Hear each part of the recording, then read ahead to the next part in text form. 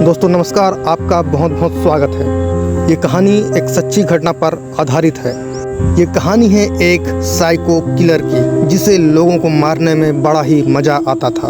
और ये दुनिया का सबसे छोटा किलर है। हिस्ट्री में इसका नाम दर्ज हो चुका है। इसने 8 साल की उम्र में ही 3 खून कर दिए थे। इसका नाम है अमरजीत सादा।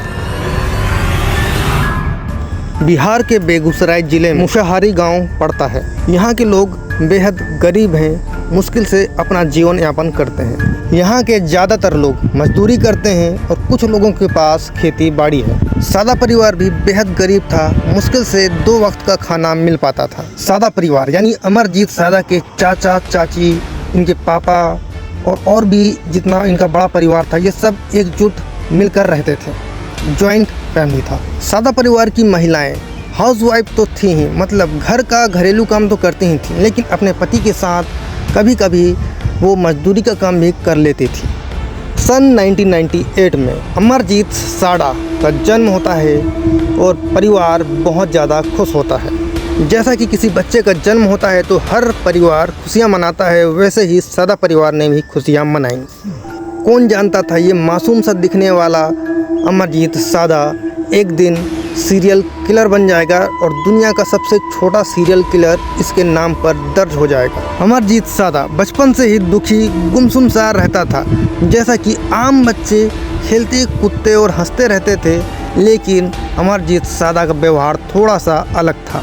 कुछ बच्चे स्कूल जाते और कुछ बच्चे खेलते रहते, लेकिन अमरजीत सादा उनको सिर्फ चुपचाप देखता रहता था। ना जाने उसके दिमाग में क्या चल रहा था उस वक्त। दिन बीते और अमरजीत सादा 7 साल का हो गया। और फिर एक दिन सादा परिवार से एक छोटी बच्ची गायब हो गई, जिसकी उम्र महज 6 वर्ष की थी। सादा परिवार ने शुरू में ध्यान नहीं दिया। शुरू में ऐसा लगा कि आस पड़ोस में घूमने गई होगी, आ जाएगी। लेकिन जैसे ही 5-6 घंटे बीते तो ऐसा लगा कि कुछ गड़बड़ है। तो उन्होंने जाकर पड़ोसी से पूछा तो उन्हें पता चला कि यहाँ पर तो वो बच्ची आई ही नहीं। फिर गांव में हड़कंप मच गया। बच्ची गई तो गई कहाँ, आखिर कौन ले गया? परिवार को भी अजीब अजीब से ख्याल आने लगे और गांव में भी अजीब अजीब सी अफवाहें फैलने लगी। कुछ लोग कहने लगे कि बच्चा चोर आया होगा गांव में, या फिर कोई जानवर उठा के ले गया है बच्ची को। लेकिन गांव वाले हकीकत से बहुत दूर थे और हकीकत कुछ और ही था। लोग बड़े परेशान थे, लेकिन अमरजीत सादा बड़ा ही खुश दिखाई दे रहा था। उसके चेहरे में अजीब सी खुशी दिख रही थी। गांव वाले और परिवार को तो कुछ समझ में नहीं आ रहा था कि बच्ची गई कहाँ, लेकिन उनके पापा को यानी अमरजीत सादा के पापा को अमरजीत सादा पर शक हो गया था, या उन्हें कुछ पूरा ही पता चल गया था। लेकिन इसके बारे में कहीं भी न्यूज़ आर्टिकल में भी नहीं। इस तरीके से कुछ दिन बीते, टाइम बीता, लोग भूल चुके थे कि कुछ हुआ भी था। लोग भूल चुके थे एक बुरे सपने की तरह। इस तरीके से पहला खून अमरजीत सादा कर चुका था। अपनी ही बहन का खून उसने कर दिया था। वो थी उसकी चाचा की छोटी लड़की। इस घटना को लोग भूल नहीं पा रहे थे। गांव वाले सादा परिवार से हमेशा पूछते कि आखिर मामला क्या है, बच्ची मिली या नहीं, आखिर बच्ची गई कहाँ। जवाब देने के लिए उनके पास भी कुछ नहीं होता था। फिर टाइम बीता, कुछ महीने बीते, फिर सादा परिवार में ही एक नई बच्ची का जन्म हुआ। नई बच्ची के जन्म होने से सादा परिवार काफ़ी खुश था, मानो कि वो पुरानी बच्ची वापस आ गई हो, और गांव वाले भी काफ़ी खुश थे। अब लगभग पुराना वाला मामला तो लोग भूल ही चुके थे, लेकिन ये नई बच्ची का जो जन्म हुआ था उसके 3 महीने बाद ही ये बच्ची भी अचानक गायब हो गई। और इस बार सादा परिवार भी काफ़ी डर गया था। उसकी हिम्मत टूट चुकी थी। आखिर ये क्या हो रहा है उनके परिवार के साथ। अमरजीत सादा ने ही उस 3 महीने की बच्ची को एकांत सुनसान जंगल में ले जाकर बड़े ही दर्दनाक तरीके से उस छोटी बच्ची का गला दबाकर उसकी हत्या कर दी। और गांव वाले काफ़ी डर चुके थे, काफ़ी खौफ में जी रहे थे। इस बात का पता इस बात से लगाया जा सकता है कि गांव वालों ने अपने बच्चों को घर से निकलना और बच्चों का खेलना लगभग बंद कर दिया था। यहाँ तक कि स्कूल भी कुछ बच्चे नहीं जा रहे थे। और सादा परिवार ने इस बार फिर से गुमशुदा होने की रिपोर्ट नहीं लिखवाई। गांव वाले भी समझ नहीं पा रहे थे कि आखिर माजरा क्या है।